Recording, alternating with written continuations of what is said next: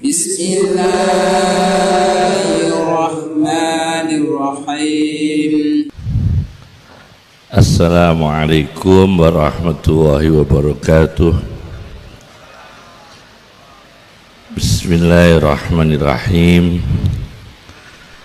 Alhamdulillahirabbil alamin wassalatu wassalam ala sayyidina Muhammadin wa ala alihi washabbihi ajma'in, amma ba'd.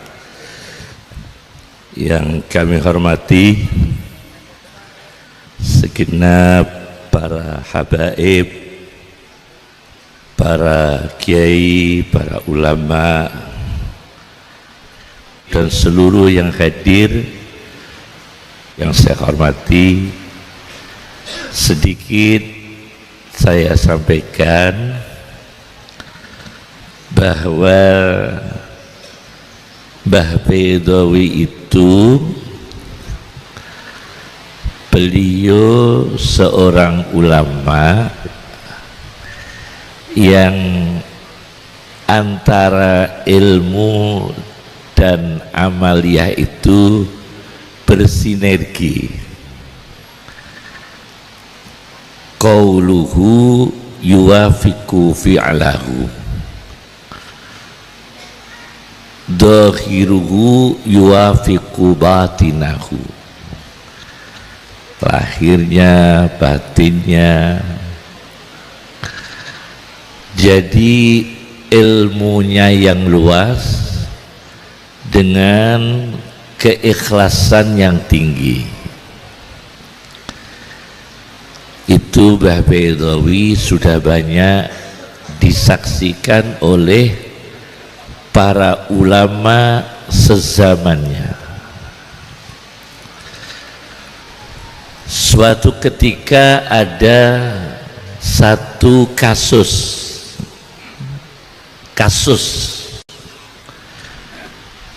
melibatkan ada 4 ulama. Ada 4 ulama terlibat di dalamnya Mbah Baidawi. Karena ulama 4 ini sudah meninggal dunia, kami tidak menyebutkan nama beliau. Suatu ketika ada seorang ulama mengimami Jumatan, basmalahnya itu lirih, basmalahnya itu pelan. Ternyata ada ulama yang di belakangnya itu tidak mendengar basmalahnya dibaca. Jadi ada seorang ulama mengimami sholat Jumat, basmalahnya itu lirih, basmalahnya itu pelan, maka ulama di belakangnya berdiri, batal Jumatan ini. Ulama yang di belakangnya persis karena lirih, tidak dengar basmalahnya Fatihah dibaca, maka ulama yang di belakangnya spontan selesai Jumat berdiri, batal Jumatan ini. Nah, ini terjadi. Tidak usah saya sebutkan nama-nama ulama ini. Ternyata ada hakim di situ, Mbah Baidawi. Ini cerita ini otentik karena yang cerita ke saya ulama yang mengimami. Jadi yang sudah wafat semua. Mbah Baidawi akhirnya berdiri karena jamaah menjadi ragu Jumatan ini sah atau enggak. Karena menurut pengakuan ulama yang di belakangnya batal, tidak ada basmalah dibaca. Maka Mbah Baidawi dengan kearifannya, subhanallah, itu membutuhkan ilham. Karena kearifan yang refleks itu harus inspirasi, harus ilham, kearifan, ide yang refleks, spontan. Maka Mbah Baidowi berdiri begini caranya. Siapa yang merasa mendengar imamnya sudah baca basmalah, kalau sudah dia mendengar satu sah sudah, kan berarti sudah dibaca basmalah itu. Akhirnya salah satu yang hadir itu di depan Mbah Baidowi mengatakan, sampun Mbah Dowi, sampun moco imamipun basmalah cuma elon lirih, sudah pasti betul yakin, oh kalau begitu sah sudah Jumatan itu, karena ternyata sudah dibaca basmalah Fatihahnya itu. Yang menghakimi Mbah Baidowi waktu itu, ternyata ada ulama besar satu lagi. Selesai Jumatan, ulama besar yang satu ini sholat ba'diyah setelah Jumatan, sholat sunnah. Maka pemahaman itu berubah lagi. Oh, ini Mbah Yai meyakini batal Jumatannya, buktinya mengulangi sholat. Ini pernah terjadi. Jadi Mbah Baidowi sudah memutuskan Jumatannya sah, tapi karena ada ulama satu ini sholat sunnah, pemahaman menjadi berubah, dikira ulama ini mengulangi sholat, i'adatus sholat, meyakini Jumatan itu batal. Itu pernah melibatkan Mbah Baidowi. Nah, ini contoh suatu figur hakimun alim. Kalau Allah hakimun alim, ini ulama yang mendapatkan anugerah dari Allah, hakimun alim, ahli hikmah dan berilmu. Yang kedua, ada alimun khabir, orang berilmu tapi pengalaman. Khabir itu waspada, karena tidak semua orang alim itu pengalaman. Banyak loh kiai dibodohi santri itu, banyak sekali loh. Kiai kalau bisnis sama alumni kacau sudah, itu banyak. Dan pokoknya kalau kiai kok tidak bisnis sama alumni, terus pokoknya abajadun, banyak yang kacau gitu.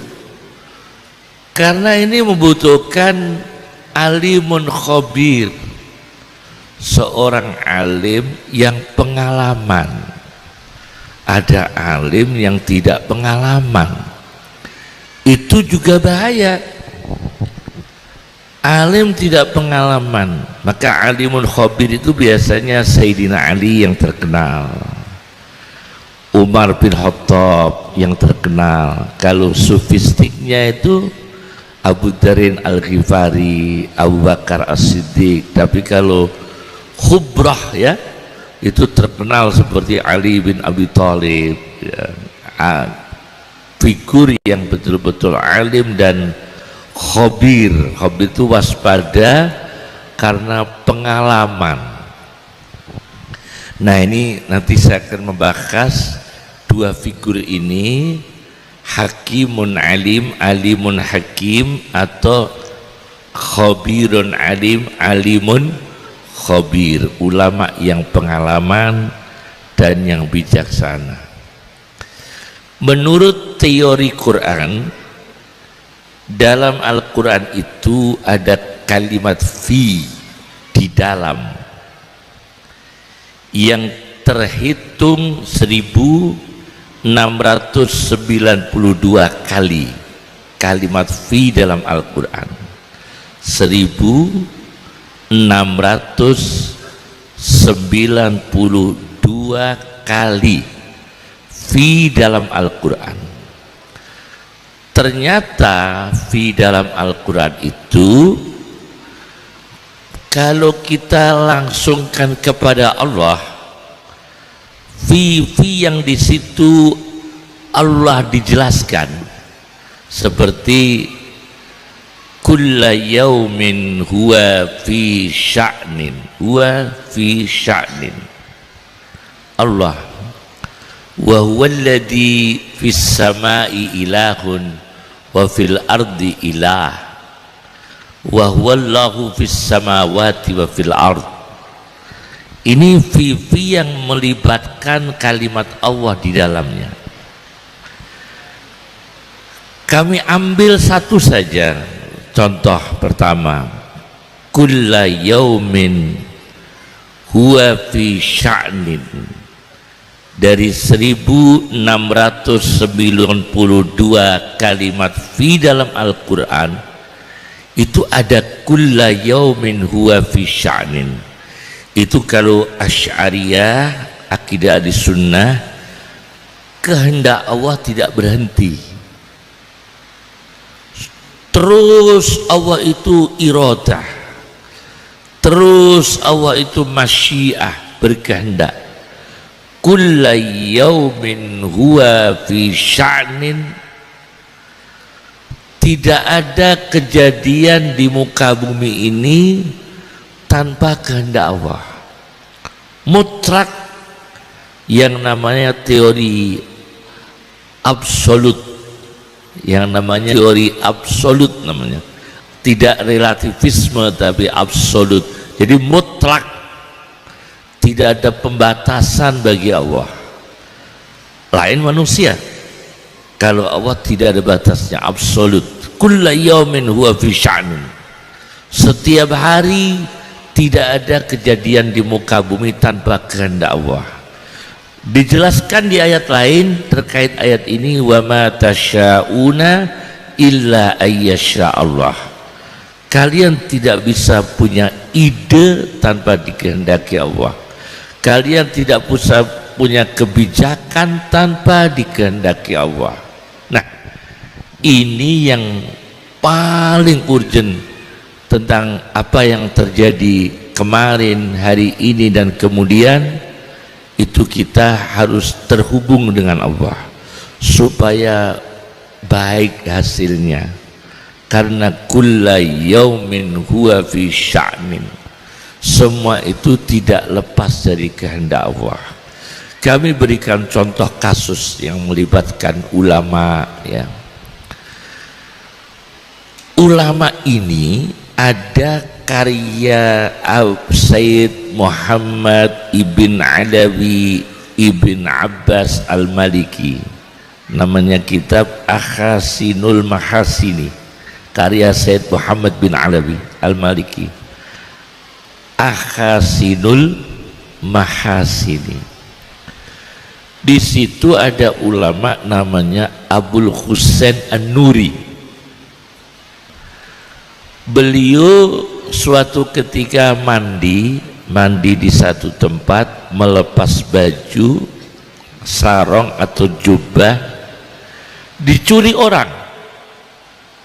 Jadi kiai mandi, sarongnya dicuri orang, itu udah pernah. Cuma nyurinya sedikit, kalau sekarang kan berkodi-kodi. Ini ulama Abul Husain An-Nuri itu mandi, kainnya mandi, bajunya itu dicuri orang. Akhirnya beliau selesai mandi mencari, di mana sarong saya, di mana baju saya. Beliau tidak bisa keluar karena pakaiannya dicuri. Tapi alhamdulillah pencurinya datang. Pencurinya datang. Mohon maaf Kiai, sarongnya saya kembalikan, karena begitu saya mengambil baju Kiai, tangan saya lumpuh, langsung lumpuh. Itu Kiai dulu Pak, baju dicuri itu pembuat lumpuh. Loh sekarang tuh mobil dicuri gak lumpuh. Jadi Kiai dulu Masya Allah hebat sekali ya.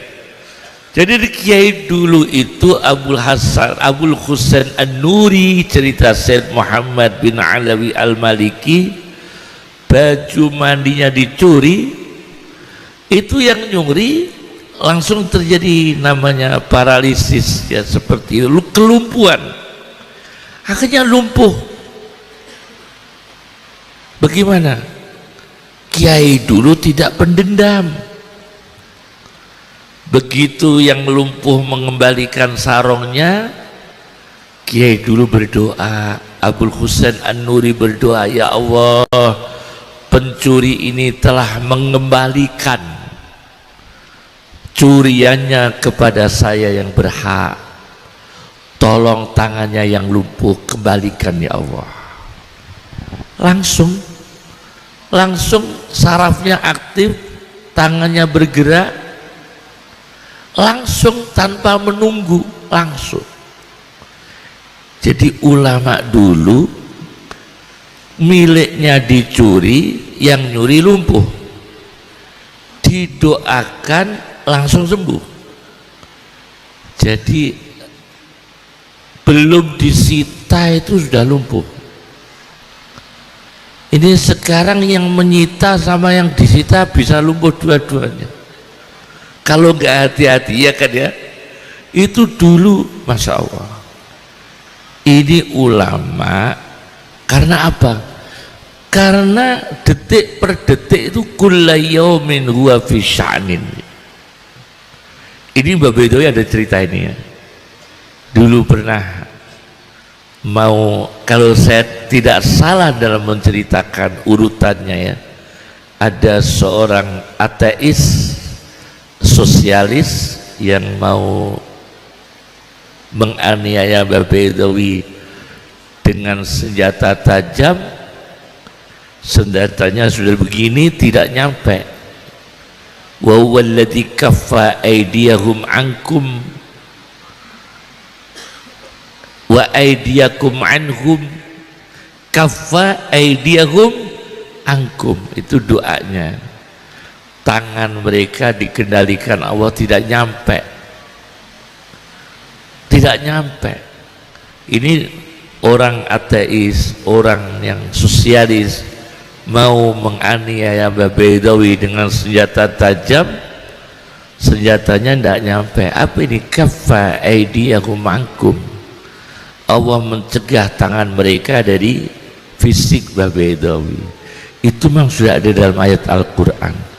Ini orang-orang yang memang zikirnya, jernihnya itu kulla yaumin wa fi sya'nin, apa-apa disandarkan pada kehendak Allah. Jadi apapun sulitnya, nanti Allah akan memberi kemudahan kalau kita semua menyandarkan perkara itu pada Allah. Karena kalau mengandalkan kita, tidak mungkin sudah disebut kata Al-Quran, wahammu bima lam yanalu, kita hanya bercita-cita yang tidak mencapai semua. Dzalika mablaghuhum minal ilmi, hanya segitulah kemampuan ilmu kita. Dzalika mablaghuhum minal ilmi. Jadi ya tidak nyampe, tidak mungkin kita sempurna dalam semua program. Nah, oleh karena itu kulla yaumin huwa fi sya'nin ini ajaran yang saya terima dari ayah saya, dari Kiai Haji Bedowi. Itu menyandarkan semua kehidupan ini kepada Allah Subhanahu wa ta'ala. Sulit, mudah, fisarra wa dharra, keadaan suka dan duka disandarkan kepada Allah, bukan disandarkan pada kemampuan kita. Ini kadang-kadang ada orang warung, jualan warung tata koi, terus putih warungnya bah, la haula, gak diterus no pak, warungnya laris boten yu, la haula, waduh lagi la haula, gak duwe daya artine. Kok ora diterus la haula wala quwata illa billah, la haula. Jadi itu ajaran Bedowi disandarkan. Maka dulu banyak ulama yang diberikan karomah, ulama-ulama dulu banyak sekali, dan Mbah Bedawi ya besanan sama Mbah Nawawi Hajen, adik kandung buyut kami, adik kandung kakek kami. Jadi kami punya kakek Abdus Salam, punya adik kandung Mbah Nawawi besan sama Mbah Bedawi dari ibunya yang pertama gitu. Terus Mbah Raudhah ya dengan Mbah Thohir. Jadi itu juga orang yang hakim, juga orang khabir, juga orang sahibul karomah yang menyandarkan semua perkara kepada Allah. Satu. Yang kedua, fi dalam Al-Quran, ta'lamu ma fi nafsi wala a'lamu ma fi nafsik. Itu fi-nya kepada Allah. Engkau tahu apa yang ada dalam diriku, aku tidak tahu apa yang ada dalam zatmu ya Allah. Ta'lamu ma fi nafsi wala a'lamu ma fi nafsik. Ini penting sekali ini pelajaran Mbah Bedawi sebagai orang yang sufi, yang mufakir, yang sufi, yang suluki ya. Mbah Bedawi seorang sufi yang suluki. Dulu Mbah Bedawi mengajar di Masjid Lasem, itu di jendela, abah saya ikut pelajaran tafsir Anwarut Tanzil, tafsir Bedawi.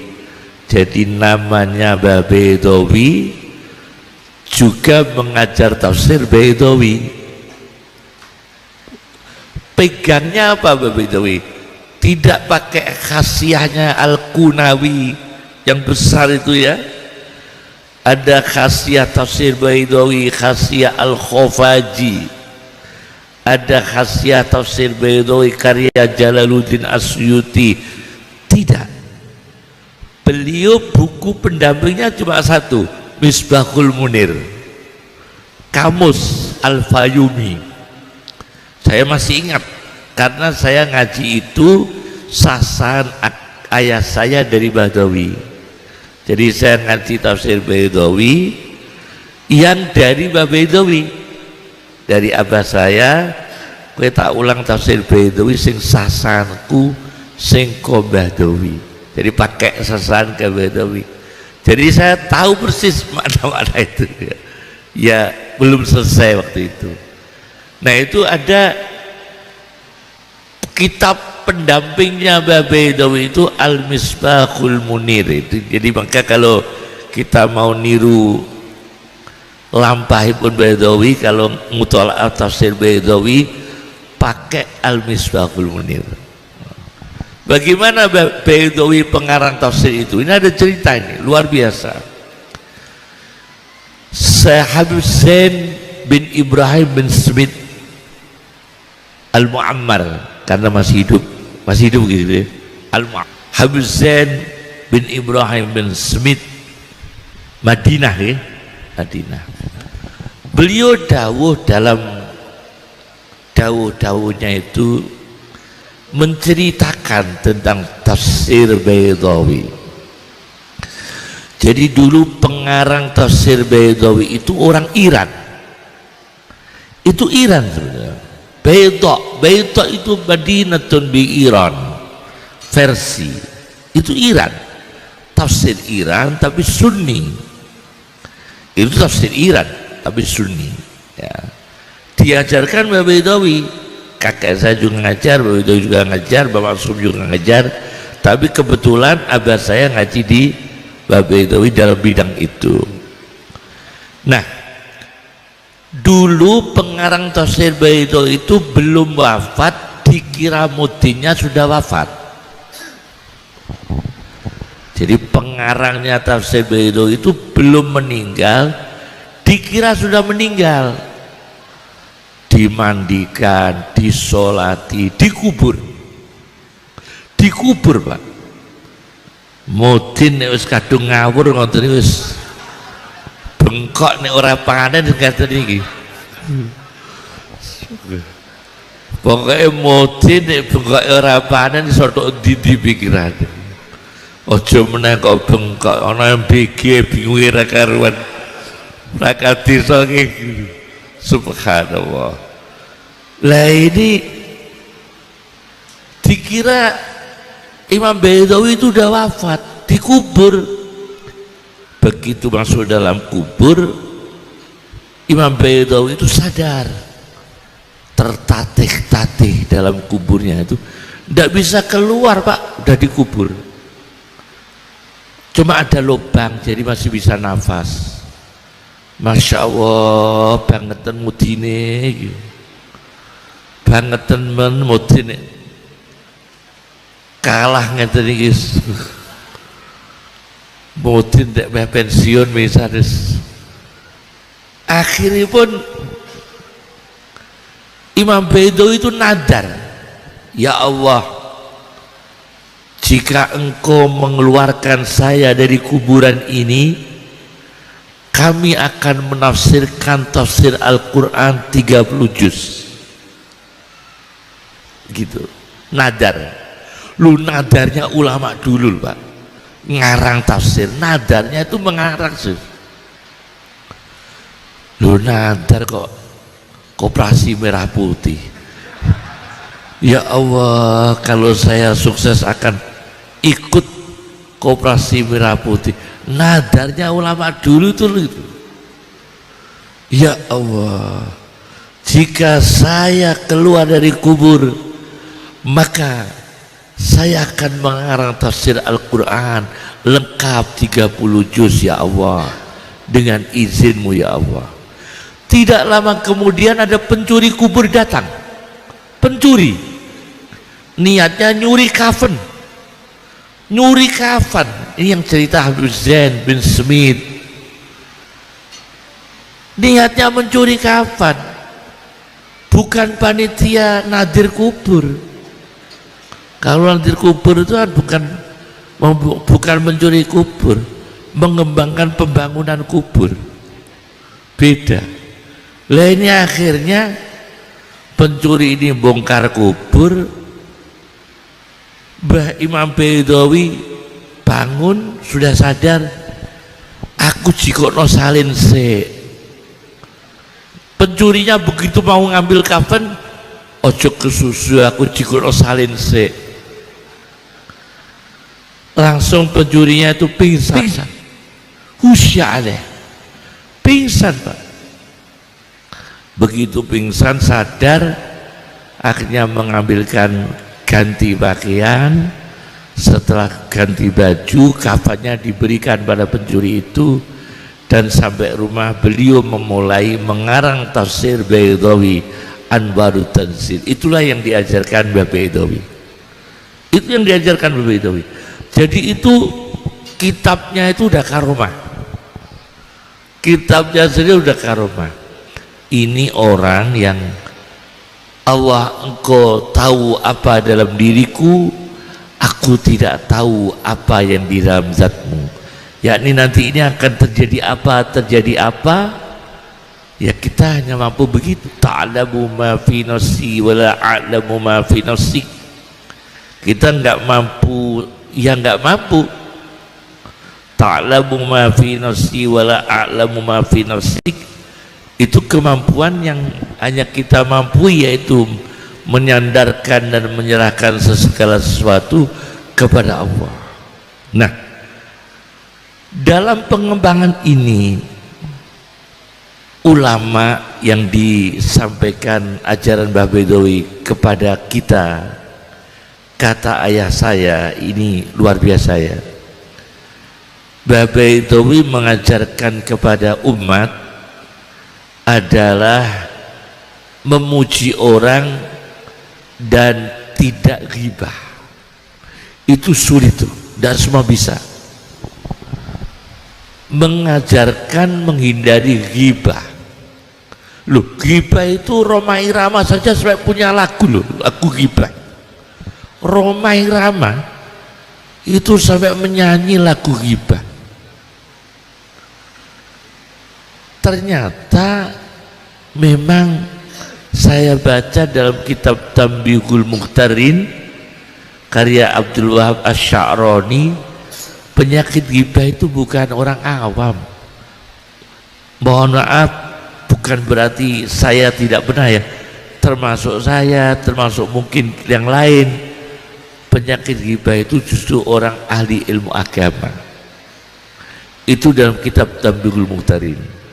Di situ ada keterangan al-ghibah faqihatul qurra.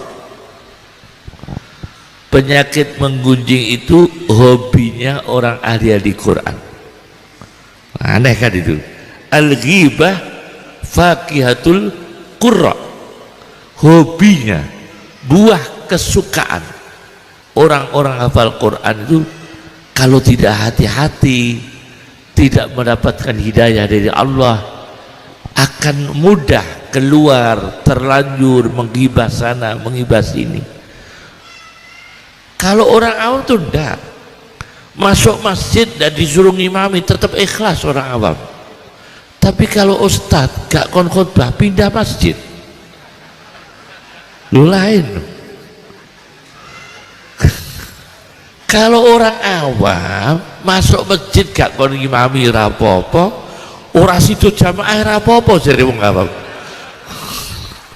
Wong awam kadang luwih nemen gak iso Jumatan rapopo ki ambek wong awam. Ya itu parah itu ya. Tapi nggak ada pikiran kepengin ngimami, nggak ada kepikiran kepengin khutbah, nggak ada kepikiran kepengin mimpin, nggak ada. Kata mereka itu pokoknya yang yai, meskipun saya nggak sedekah tapi ikhlas kok yai. Loh, nggak sedekah kok ikhlas. Meskipun gak puasa tapi niat saya ikhlas, gak poso ikhlas, pokoknya ngawur lah.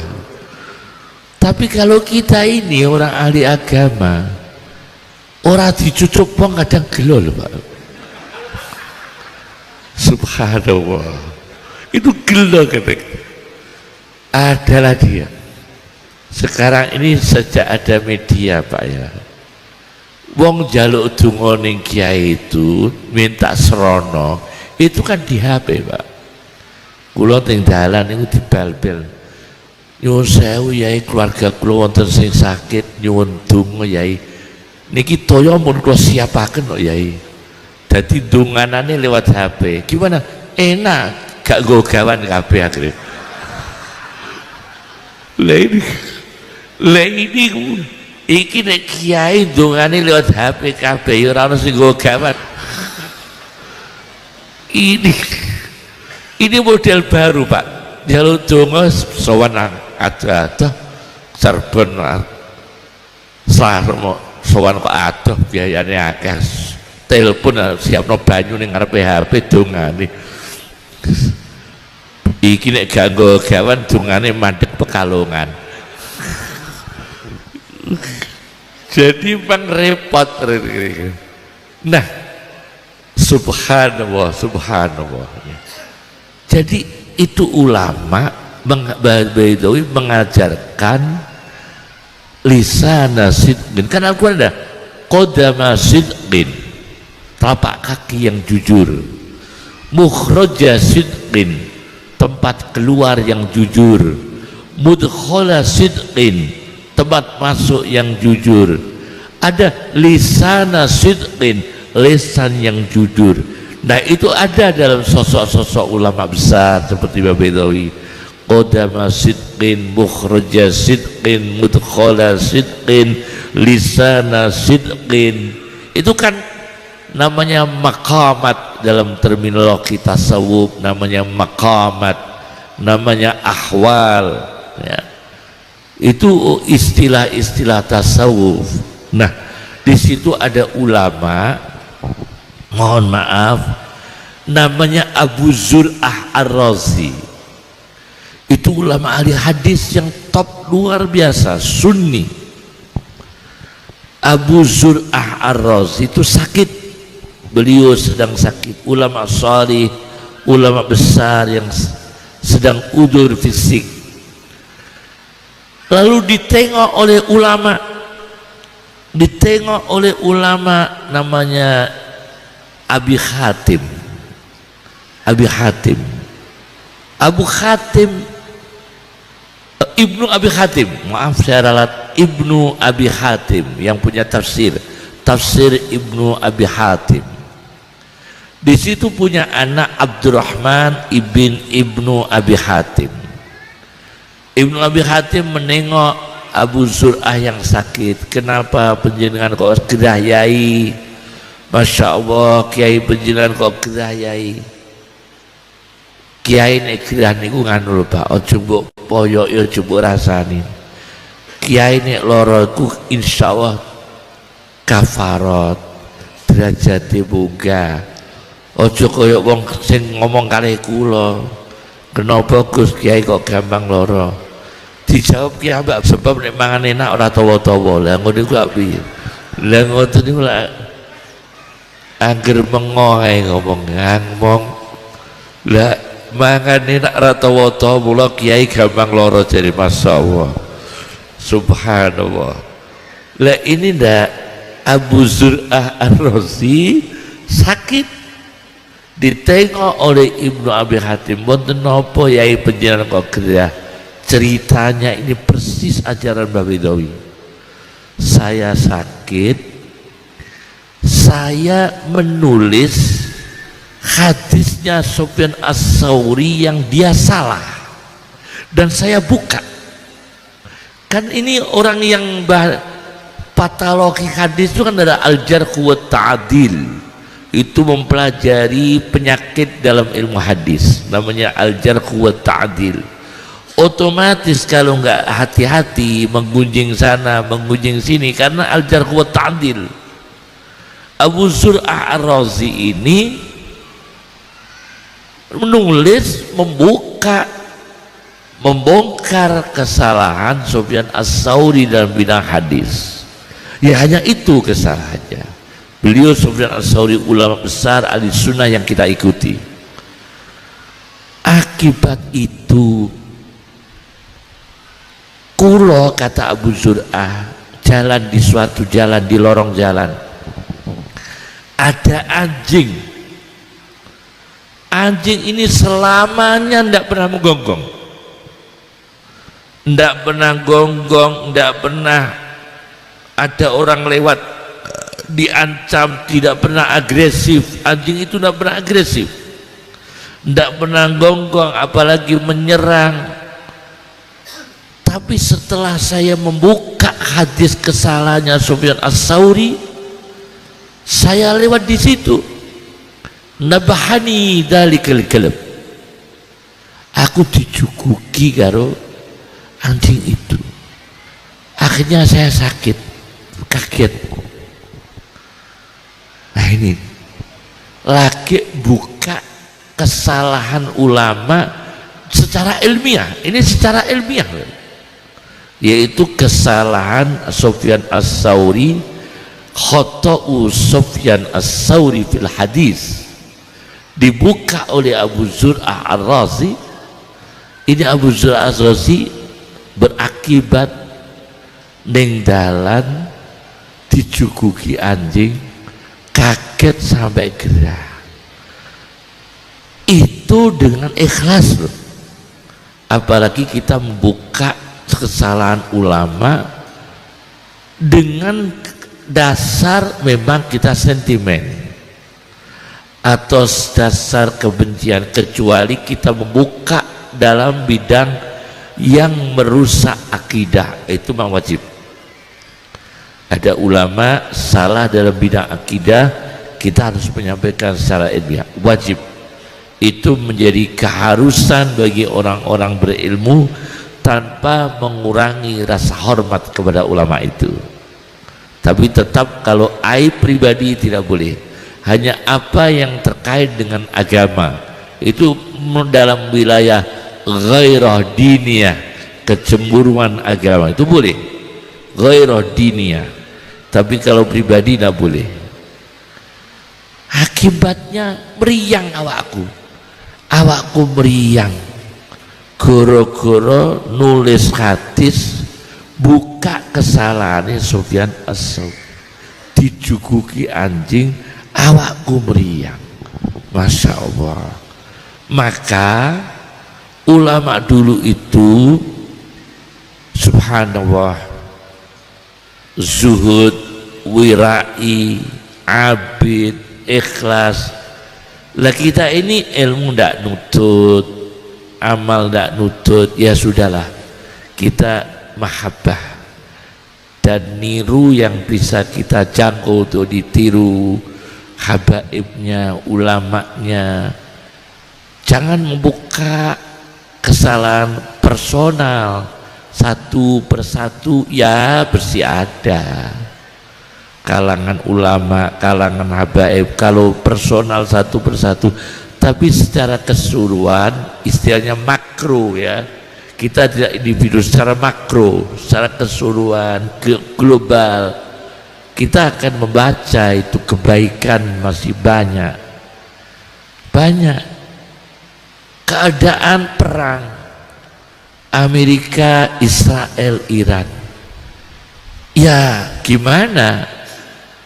Karena yang di genosida itu Muslim Palestina, Muslim Gaza, Israel yang pelaku kejahatan yang tidak mungkin itu berhenti, karena Al-Quran mengatakan wa yas'auna fil ardi fasada.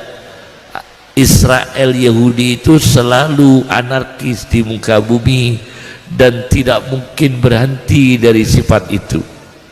Tidak mungkin. Kullama auqadu naron lil harbi adfa'aha Allah. Sewaktu-waktu mereka menyalakan perang akan dipadamkan Allah. Ya artinya pasti ada perlawanan. Kullama auqadu naron lil harbi, mereka menyalakan api peperangan, adfa'aha Allah. Dengan melalui siapa? Ya mungkin dengan Iran, mungkin dengan Turki, mungkin dengan negara yang lain. Allah akan dipadamkan api mereka oleh Allah, dan itu terus berlanjut dan tidak akan berhenti antara Yahudi dengan Muslim. Kayak punya kitab kecil namanya Al-Ikhtiyalat, kitab mengkaji tentang uji coba pembunuhan kepada Nabi, satu jilid.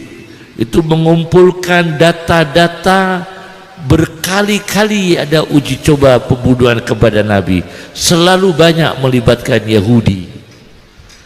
Bahkan Nabi mengatakan setiap Yahudi di tempat yang sepi bertemu dengan Muslim berduaan, Yahudi bertemu dengan Muslim di tempat yang sepi, apa yang refleks dalam hatinya adalah ingin membunuh Muslim. Itu ada hadisnya. Setiap Yahudi bersepi di tempat sepi bertemu Muslim, refleksnya adalah hamma biqatli, ingin membunuh. Maka mohon maaf, kemarin Pak Panglima TNI menemui kami di Hotel Horizon, di kamar kami, beliau hampir 1 jam bertemu. Kami sampaikan perang ini menurut para ulama belum selesai, dan perang ini bukan perang dunia, karena perang dunia akan terjadi di Efrat, bukan terjadi sekarang. Perang kan terjadi di Efrat, sungai Furat kata Rasulullah SAW, yang di bawahnya ada gunung emas, jibal min dahab. Akan perang di sana, per 100 tentara yang meninggal 99 tentara, 1 yang hidup, dan perang akan terpusat di sana, dan ini belum selesai. Dan kata ada kitab Al-Isya'ah li Aswatis Sa'ah adalah nanti akan ada perang lagi, gimana penyerbuan Habasyah Ethiopia ke Arab Saudi dan menghancurkan Ka'bah. Itu kan juga belum selesai. Dan kemudian kata Al-Quran, ya ma taroka ala dohriha min dabah, jika Allah menghukum manusia dengan dosa-dosanya, akan tidak ada yang tersisa di muka bumi binatang. Lau ini kalau kata teori Al-Quran berarti tidak terjadi. Jika Allah mengendaki semua manusia di muka bumi ini mati dengan dosa-dosanya, maka tidak ada kehidupan lagi di muka bumi. Ma taraka ala doriya min dabah, tidak ada makhluk hidup lagi di muka bumi. Berarti Allah tidak menghendaki itu. Ada hadis sahih lagi, ketika trompet ditiup, jika Anda memegang apa itu benih tanaman, jika sempat menanamkan, tanamkan kayak itu. Berarti masih ada lagi hadis, yaitu ketika menjelang kiamat trompet ditiup, masih ada perdagangan kain. Jadi memang masih ada kehidupan itu. Jadi kalau dari teori-teori itu, insya Allah saya sampaikan kepada Panglima, insya Allah tidak terjadi perang dunia yang menghabiskan manusia, enggak. Tapi perang dengan Yahudi tidak selesai. Tidak selesai, cuma ada pasca sulhun, genjatan, lagi genjatan, selesai, dan tidak selesai ila yaumil qiyamah. Maka yang terpenting adalah apa yang diwariskan para ulama, jangan ikuti pemikiran Yahudi, jangan ikuti perusakan Yahudi di negara Indonesia ini. Apa aja? Ya semua item maksiat di muka bumi ini Yahudi, semua. Perzinaan, prostitusi, perjudian, riba, semua itu warisan Yahudi. Jadi lubang per lubang dari Yahudi semua. Apalagi di situ yang bahaya itu bukan Zionis saja, bukan Sahyuni, tapi ada lagi yang bahaya, adalah Masuni, bukan Masumi ya, Masuni. Masuni itu etnis Yahudi, di mana mereka ini yang mempunyai perusahaan-perusahaan haram di dunia. Tujuannya, doktrinnya, pemeluk agama lain rusak, kita jangan. Jadi kita sebarkan perjudian, kita jangan judi. Kita sebarkan miras, kita jangan miras. Mereka nggak miras, tapi menyebarkan ke bangsa lain untuk miras. Kita sebarkan judi online, kita sebarkan macam-macam. Yang rusak ya umat Islam kadang-kadang. Mereka semua perusahaan perfilman yang maksiat, situs porno Yahudi semua, dari sumber Yahudi semua, satelit Yahudi semua. Wa yas'auna fil ardi fasada. Maka Indonesia ini yang sesuai apa yang diamatkan Mbah Bedawi, apa yang diamatkan ulama-ulama dulu, adalah yang terbaik adalah in uridu illal islaha mastata'tu.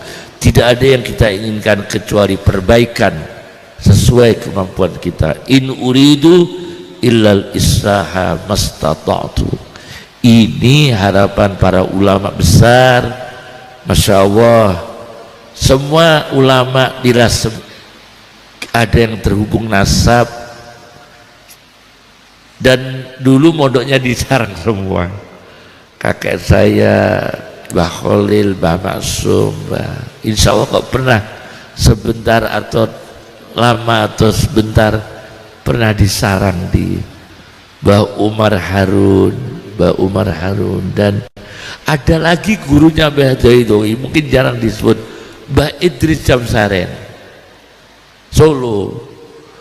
Ini ada gurunya Mbah Doi, Mbah Idris Jamsaren. Cuma keluarga beliau ini teknokrat, bukan santri, tapi orang-orang soleh, ahli. Ada ahli pakar saraf, bedah saraf, dokter ada di Kementerian Luar Negeri. Keluarga Mbah Idris Jamsaren itu orang-orang hebat di pengetahuan umum, ada di Kemenlu, ada yang ahli bedah saraf. Ya, itu keluarganya Mbah Idris Jamsaren. Itu gurunya Mbah Bedawi. Itu orang gurunya ya, gurunya Mbah Bedawi itu. Termasuk orang hebat di Solo itu. Luar biasa, luar biasa. Itu sebelum Kiai Lasem. Jadi judi belum ada di Lasem, Kiai baca kitab banyak-banyak lebih awal Solo. Solo kota ya orangnya, Masya Allah. Kalau saya pernah dapat cerita dari mertuanya Yai Ubab Baghafur, itu pernah di Solo ada teman akrabnya Pak Hamim kepala desa Soditan, itu akrabnya sama adiknya ayah saya Abdul Rosid, kemudian Baghafur, mertuanya Yai Ubab, kemudian Pak Hamim kepala desa Soditan, itu di Solo semua, itu. Jadi Solo itu udah banyak percaturan ilmu di sana, subhanallah ya. Jadi itulah yang saya sampaikan dari Mbah Baidowi, itu kita niru apa yang bisa kita tiru ya niru jamaahnya, kita niru jamaahnya. Wong kita ini sekarang ini ya sholat jamaah aja wis wapi loh Pak. Ustadz itu kadang ngopeni MBQ rako berjamaah, terus rako berjamaah, apa mana kok kakek rapat terus belas ratau jamaah, terus kakek rapat yayasan barangku ratau jamaah, subhanallah. Jadi kita ini pokoknya jamaah iso tahlil sakit moco nopo tanopo, pokok yang jelas yang saya pahami tidak sampai perang dunia, tidak sampai perang nuklir. Yang saya pahami dari tek-tek agama tidak sampai dari tek-tek agama, tidak sampai. Yang saya sampaikan kepada Panglima TNI, tidak sampai kalau perang dunia, tidak sampai. Ya misalnya ada itu ya tidak sampai, ya tidak sampai manusia kan. Kalau menurut informasi dalam ilmu apa itu perjataan, itu dari dari penelitian itu kan ada yang ledaknya separuh benua manusia habis, ada separuh bumi habis. Ya kalau menurut Al-Quran ya tidak sampai, nggak terjadi itu, nggak terjadi. Tapi ya terus ayem kalau kita ya tidak mau rudal sebetulnya. Wong rudal itu kalau di Indonesia itu nama bakso rudal, jadi tidak ada yang takut itu. Kalau di Indonesia itu rudal itu tidak menakutkan, ya warung bakso rudal ya. Cukup dari kami, subhanakallah wa bihamdika, nasyhadu an la ilaha illa anta, nastaghfiruka wa natubu ilaik, wa akhiru da'wana alhamdulillahirabbil alamin. Nyuwun pangapunten. Assalamualaikum warahmatullahi wabarakatuh.